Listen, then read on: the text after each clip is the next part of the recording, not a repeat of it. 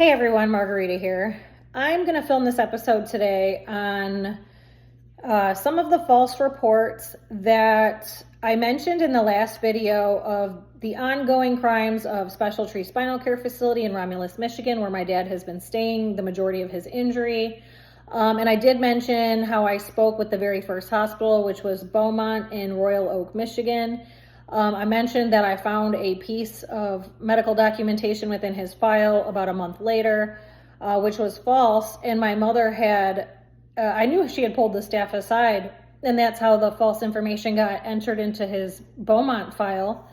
So when he told me to comb through this 1,500-page box of medical documents, I found it about halfway through, and it was about time to leave. Visiting hours were over. And on my way out of Special Tree, I also handed this paper from the Royal Oak Beaumont to the nurse's station and let them know, because I'd already let them know in advance what she was going to be trying to pull before he even got there as a patient.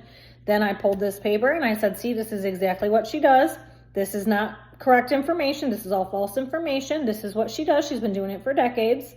And they didn't ban me right away. They copied it, and then she eventually manipulated them long term and got them to ban me in the long run. So I will get to that along the way.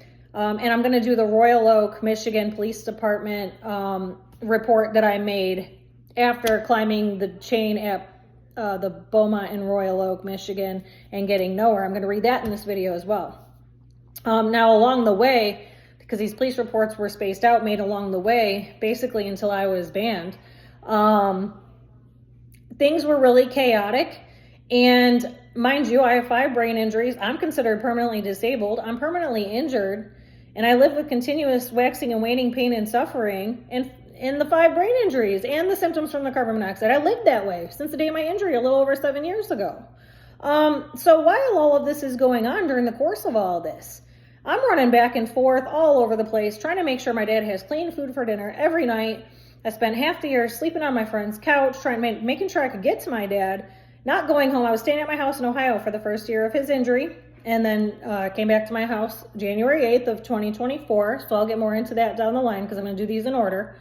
So I only have so much functioning. My brain is injured. Here I was still doing my main form of self-employment during the majority of this time.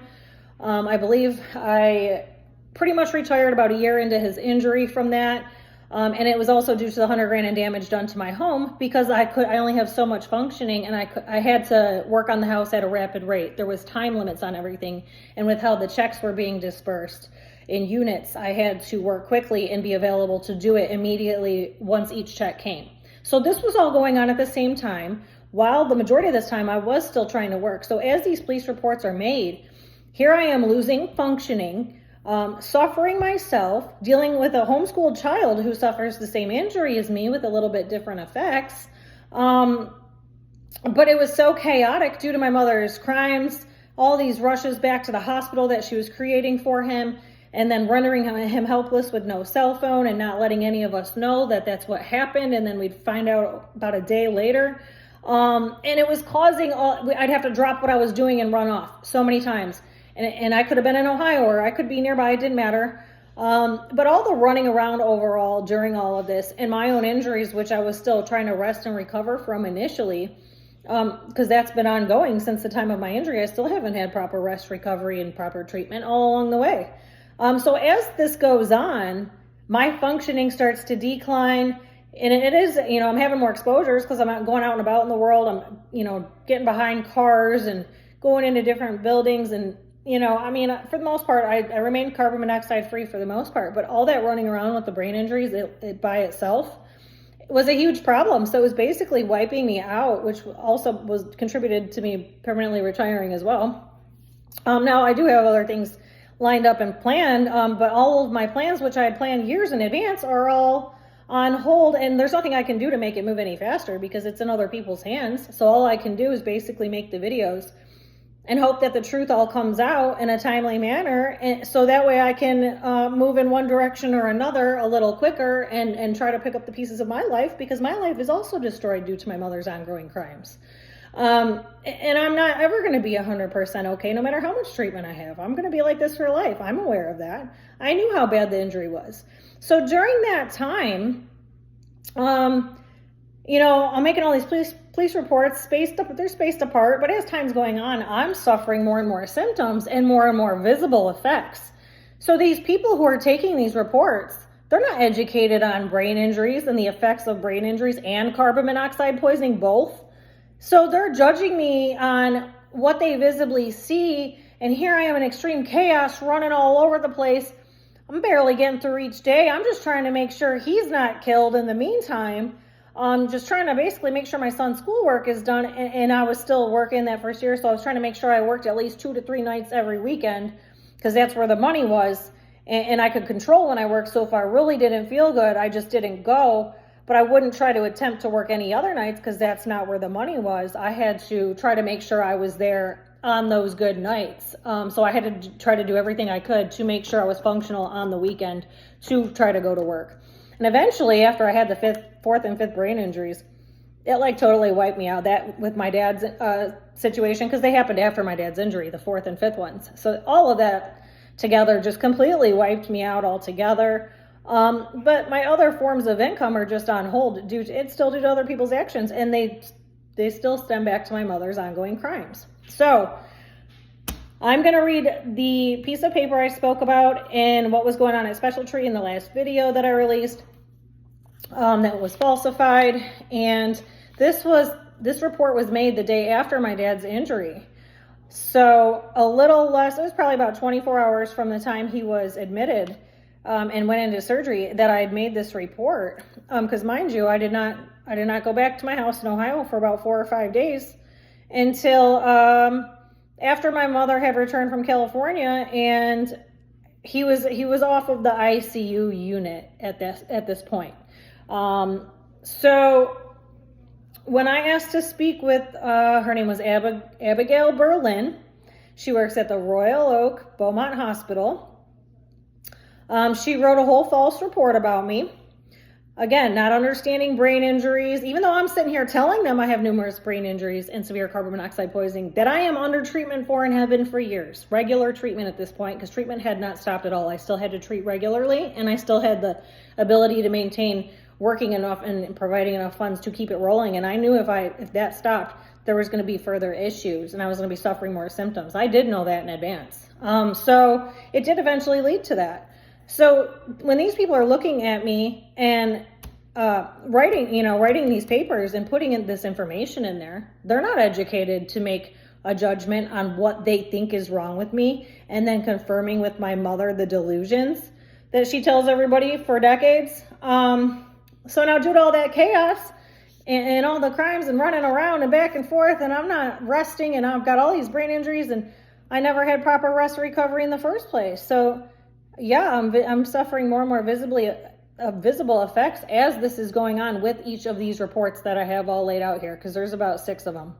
So this was the piece of paper from Abigail Berlin, Royal Oak Beaumont. It says clinical social work. She reviewed the chart with the medical team, and then it states that daughter, me, my phone number, requested that I speak with the social worker privately. And then I reported that the patient's spouse has Munchausen by proxy, and I'm concerned that the spouse is going to try and kill the patient. I reported that the spouse has brainwashed the entire family and tried to kill the patient's mother by poisoning her. Per this observation, I appeared tangential and delusional. I reported that I hired a psychiatrist. So that's Charmaine, but there's a lot of false information. I'll get to that in a second. To observe the family, and she plans to come up to the hospital to have a meeting with the family. And they Googled her and verified that she does psychotherapy sessions, basically. And then it says in a different paragraph, they later met with the patient alone, and he confirmed that the patient's daughter, that his own daughter, has mental health concerns. And he is aware of the above information, and the patient confirms that he feels safe with his wife and there's no history of violence. The patient reports that he isn't concerned about safety with his daughter.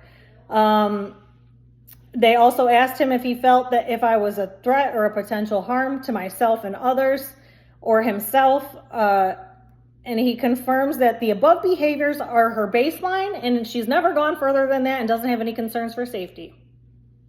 So what does that tell you? If every report I've ever made is the same exact report and nobody ever listens, if that's the baseline and it never goes further, that's because nobody ever investigates any of the crimes and that's where it stays.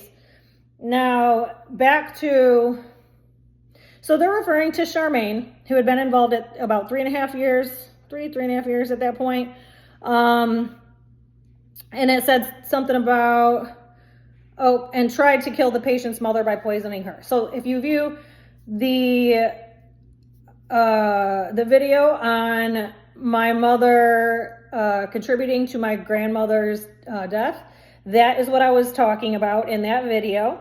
I didn't say she tried to kill the patients, that she tried to kill her. She contributed to her death, poisoning her food slowly over time is what I'd said. So she twisted my words and put in here something different.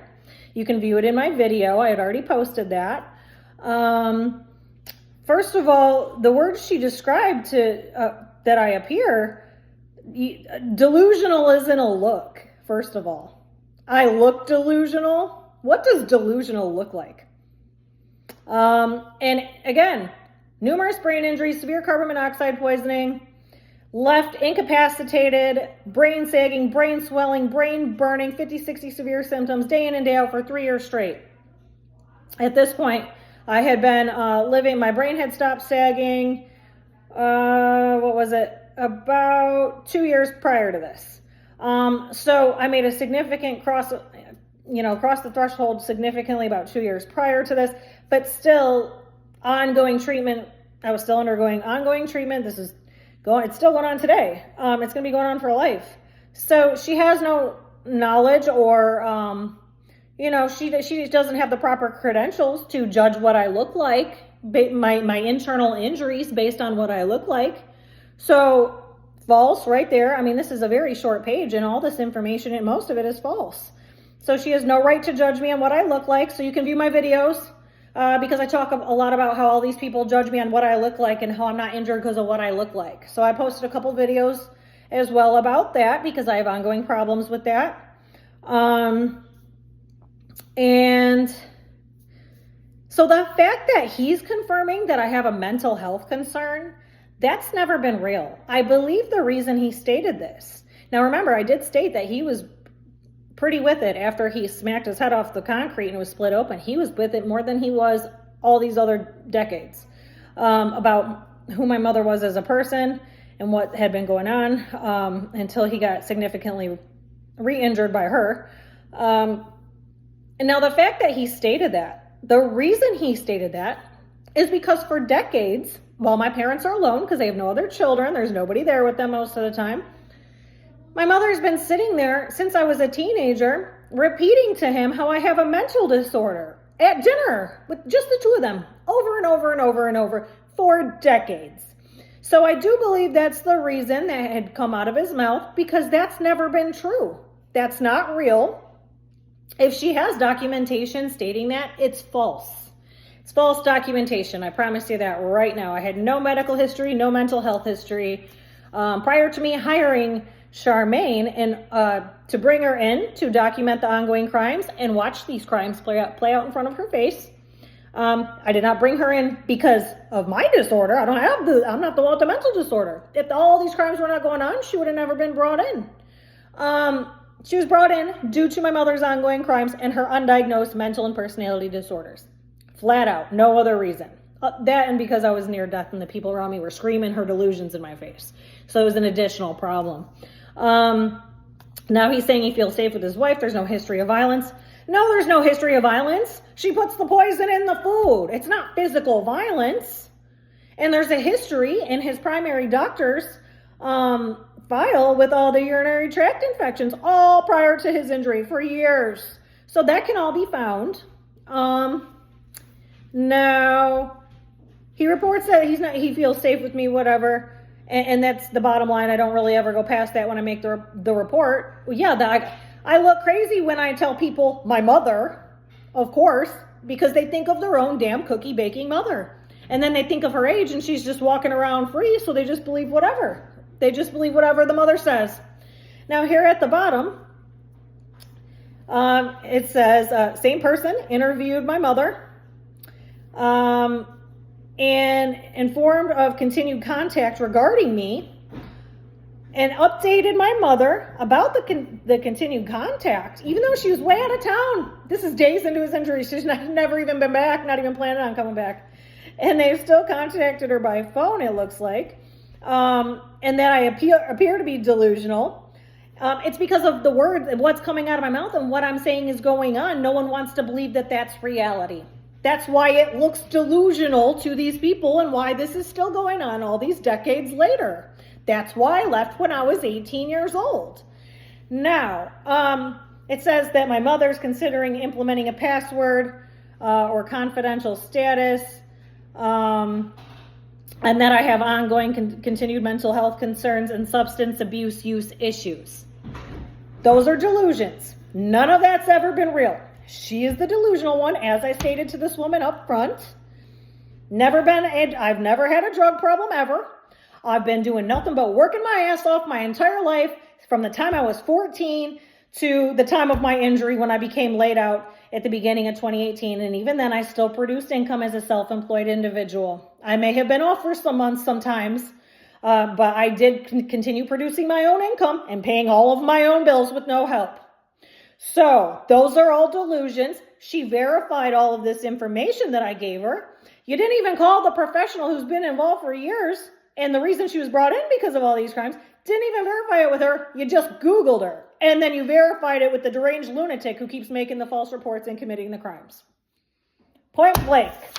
Now, I'm going to get on to this Royal Oak Police Department report that I then went and wrote on, 2/8 of 2023. So this was, 9 days later.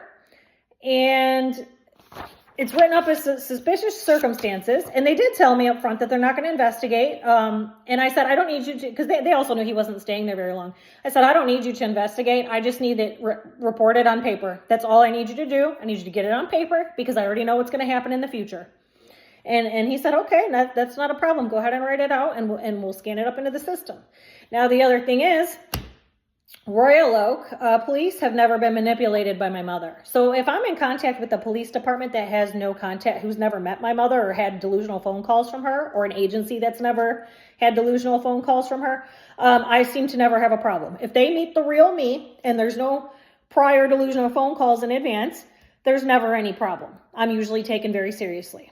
So that's the other issue. I guess it's not an issue here, but it's an issue with all the other reports that I'm going to get to. Because she has no ties with Royal Oak. So Royal Oak wrote everything as is, as it should have been. They did not manipulate anything. They did not write anything false. So now after I'd climbed the chain at Beaumont and got nowhere and talked to those numerous people, that's when I went and made this report. And it states by Officer Ruakist, number 286. ROOAKST. Okay, so, I made this report at 1:28 a.m. So this is what I'm out doing at 1:28 in the morning on a Tuesday night / Wednesday morning. This is what I'm doing. And mind you, I was living in Ohio, so I still had an hour and a half drive home. It was like a 2-hour drive home. So this is just really ridiculous, but it states the person who took the report stated that I wanted to document a family situation that I wanted on record in case anything happens to my dad, who is currently admitted at the Royal Oak Beaumont since 1/30 of 23 with severe injuries after a fall that had occurred in his workplace in Beverly Hills, Michigan. Both of her parents reside in Brownstown Township. I live in Flat Rock. That's what it said on my ID, but at the time I was staying at my house in Ohio because my main home is in Flat Rock regardless. She believes her mom is capable of doing nefarious things to her father and claims that her mother slowly poisoned her grandmother in 1999. She has attempted to report events at the Beaumont Hospital, CPS, and other police departments in the past and has been accused of having mental issues with nothing coming of any of the claims. She also wrote out a long history of problems that she's had with her family in painstaking detail, but not much was criminal in nature, nor could possibly be substantiated. And I informed her that there's not going to be an investigation. And then it just states it's a story about my father to be at risk while he's there. And then they're not going to investigate also because we live so far. We all live way out of the way from there. And he was only going to be there a short period of time. And then we already knew he was getting transferred to U of M shortly after. So that was also part of that. Now, I wrote the 4 pages. This is my handwriting. Nothing was manipulated. And these other reports I'm going to read in the other videos, they're all manipulated to some degree because all of those people were manipulated. So it states, on Monday, January 30th, 2023, my 70-year-old father had a work injury. He fell 15 feet from a scissor lift. He broke, I can't tell because it's like copied. It either says 3 vertebrae or 13 vertebrae, but it's probably 13 because he has a 13-inch rod in his neck, in his back. 3 toes, sternum, shoulder blade, has a split open head about 8 inches long. He had emergency surgery lasting about 8 hours. I was, so this is me talking. I was notified by the surgeon around 10 a.m. while in Ohio. I immediately came to the Royal Oak Beaumont and waited until the surgery was complete. It took me about 3 hours to get there from where I was and the amount of time it took me to pack. And I also picked up my daughter, who was still arguing with me on my mother's previous escapade, which was part of the reason she was not with me when I went down to Ohio. So it took a little longer to get up there, but I waited until the surgery was complete, and the surgery took a little longer than expected. My mother was in California at the time and did not plan on returning home. Instead, she sent her sister and niece, both of whom I cut out of my life years ago due to the delusions they operate on, that my mother tells them about me. She has controlled a false narrative about me for over 2 decades now, with almost every family member, local police department, CPS, hospital systems, and any third party who will listen to her. After the surgery was complete, the surgeon came to speak to us. My mom's sister and niece began projecting their own feelings onto myself and my 3 children, who were 20, 17, and 6 at the time. My 20-year-old drove himself. My 17-year-old and 6-year-old came with me. My 17-year-old was in Flat Rock, Michigan at the time, so I came from Ohio. I picked her up on the way, and the 3 of us rode together to get there that day. They began screaming my mother's delusions in my face. Then my 2 oldest kids joined in. Everyone left the hospital that night screaming at me. Only my youngest left with me.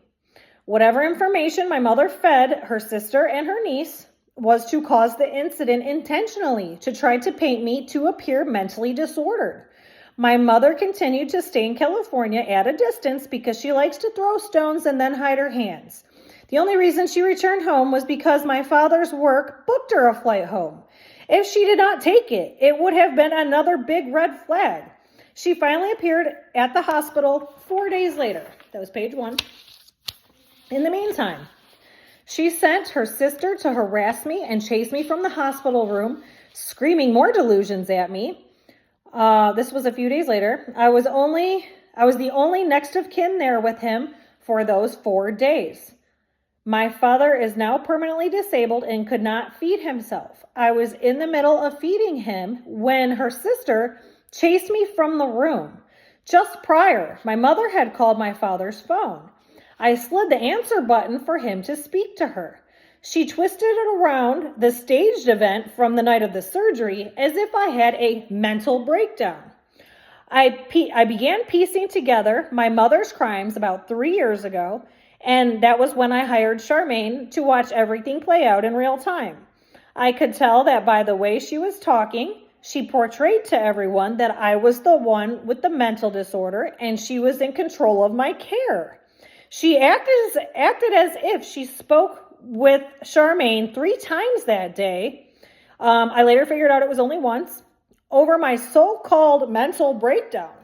My mother was unaware I had already spoken to Charmaine several times that day, and she knew what the truth was. My mother was also unaware I heard the entire conversation. I tried notifying the nurse right away there would be a problem once my mother arrived home.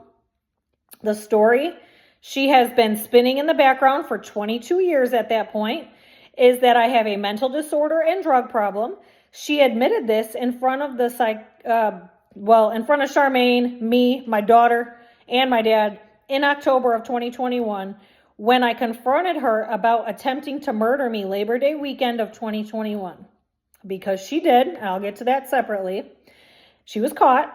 She was caught twice. Like, I mean, it was the same incident, but confronted once and caught in the act. So I'll get to that in another episode. Neither of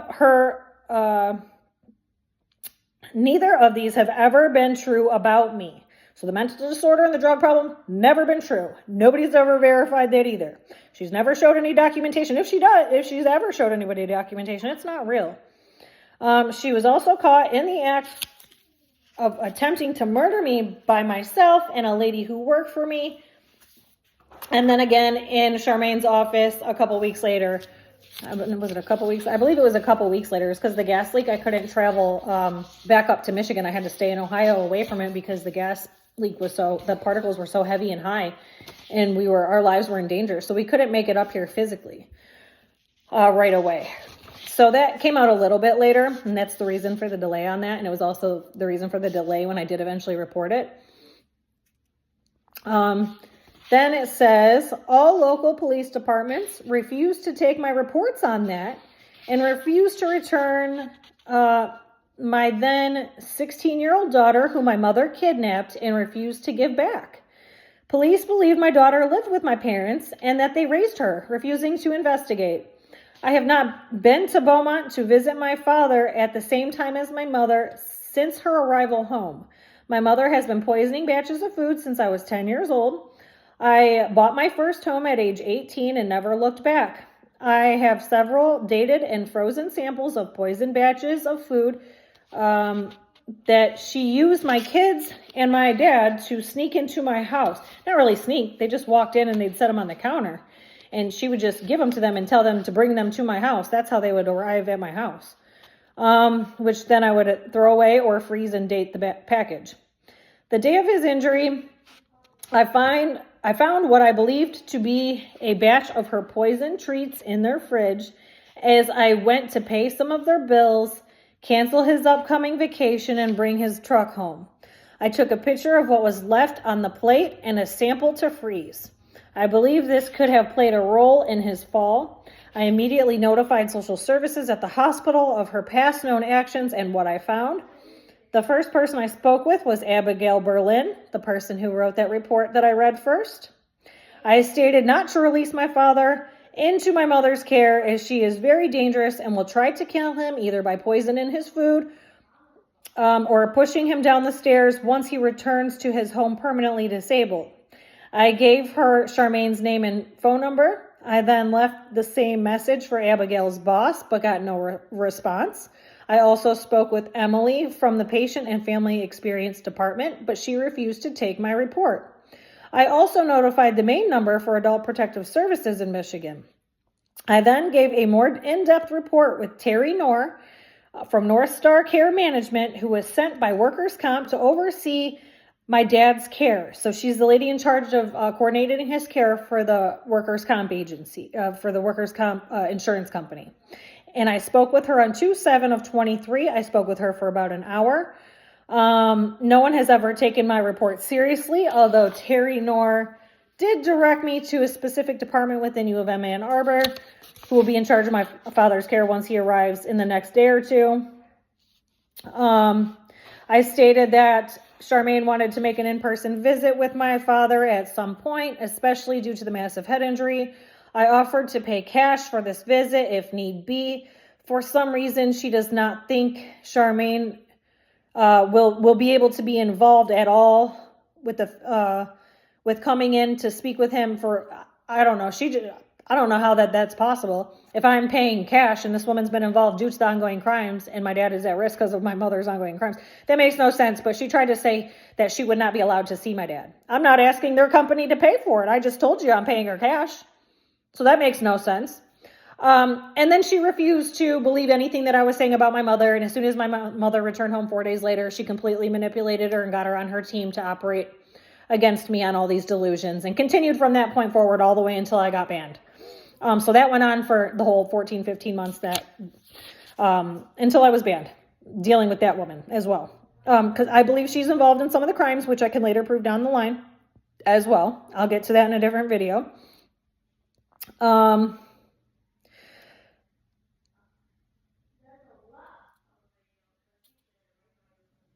Yeah.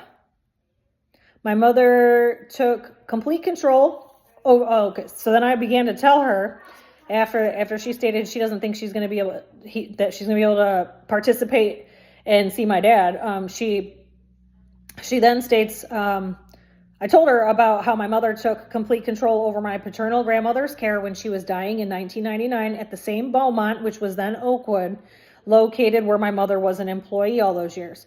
She slowly poisoned her food every Sunday the last 2 years of her life, then daily the last about 2 months of her life. Once she was admitted to the hospital until she passed away, my grandmother caught her and doing this, but then no one believed her except me, and I couldn't do anything because of my age. I was only 15. My father's sister and her daughter are aware of more than one occasion where my mother did this to my grandmother, and it was my dad's sister who was blamed for the incident of the poisoning of the food. My grandmother had blamed her daughter. It was actually my mother who did it. When they tried to visit my father on 2/5/23 at Beaumont Royal Oak, my mother did not allow them to come in. They had called first, and then my mother picked up the phone and stated that he was not taking any visitors. But I had already spoke with him about it, and he said it was fine that they could come. So they didn't come because she told them that.